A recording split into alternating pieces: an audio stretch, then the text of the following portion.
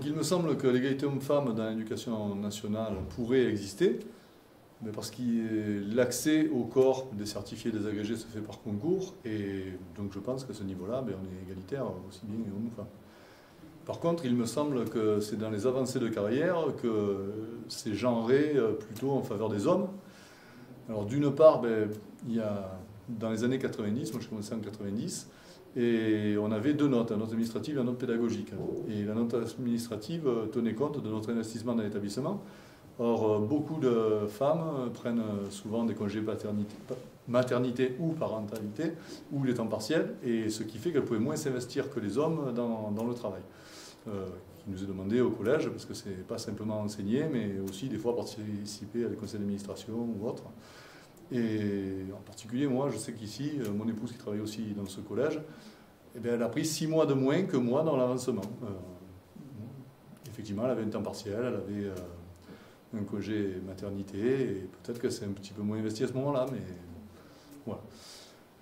Ensuite, les postes à responsabilité, aussi, il me semble qu'ils ne sont pas octroyés équitablement entre les hommes et les femmes. Que ce soit les préfets,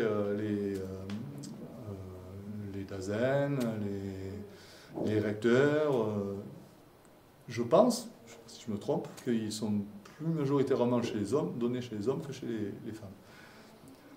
Voilà, donc c'est pas forcément très égalitaire entièrement, quoi.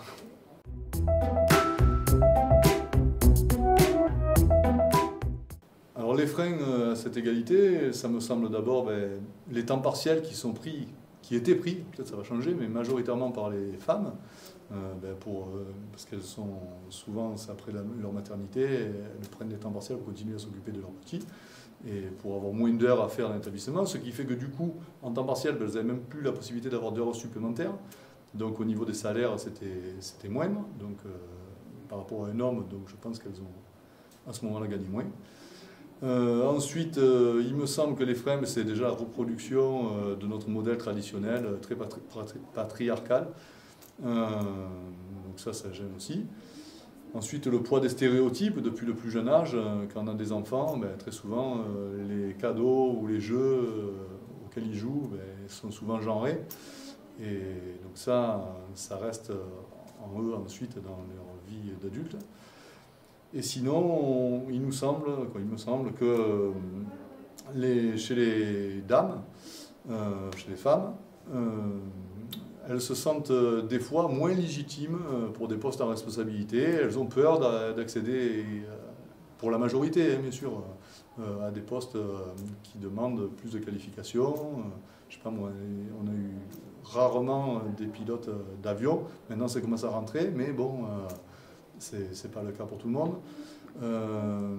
Dans les métiers technologiques, dans les filières technologiques, il y a actuellement encore très peu de filles qui veulent y aller. Elles ont tendance à ne pas se trouver légitimes et ne pas être compétentes dans ces métiers-là. J'espère que ça changera.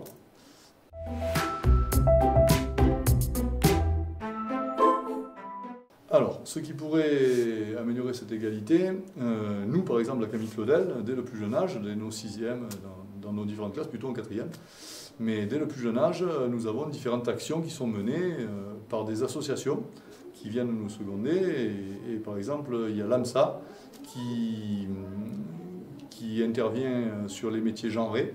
C'est notre volet sociologique de notre établissement.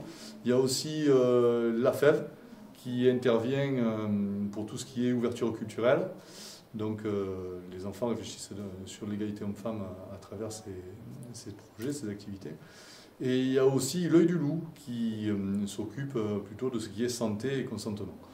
Voilà, donc à ce niveau-là, nous on pense qu'en travaillant dès le plus jeune âge, du moins au collège, avec nos enfants sur cette égalité homme-femme, on espère que plus tard, donc ça sera compris et ça sera accepté de tout le monde et que ça améliorera donc l'égalité homme-femme. Voilà. Ensuite, donc j'avais aussi peut-être qu'il faudrait mener une réflexion aussi sur les quotas, mais ça, je suis pas totalement d'accord avec moi-même, parce que faire des quotas au concours, c'est bien, mais vu que dans l'éducation nationale, c'est majoritairement féminin pour le professorat ou pour les professeurs des écoles, si on met des quotas, eh bien, on risque de devoir prendre des gens, hommes en particulier, s'il y en a moins, alors qu'ils n'ont pas forcément la même compétence que certaines femmes qui ne seraient pas prises. Donc il faudrait vraiment des quotas, mais des quotas réfléchis, quoi, en fait. Je ne sais pas comment ça serait possible. C'est une idée. Et ensuite, il faudrait que le professionnel soit formé sur l'égalité homme-femme. Alors nous, à travers les différentes formations pour les enfants, on entend parler de plus en plus, donc on se forme un peu comme ça, mais c'est vrai qu'on n'a pas forcément de formation là-dessus. Voilà, c'est ce qui me semble là-dessus.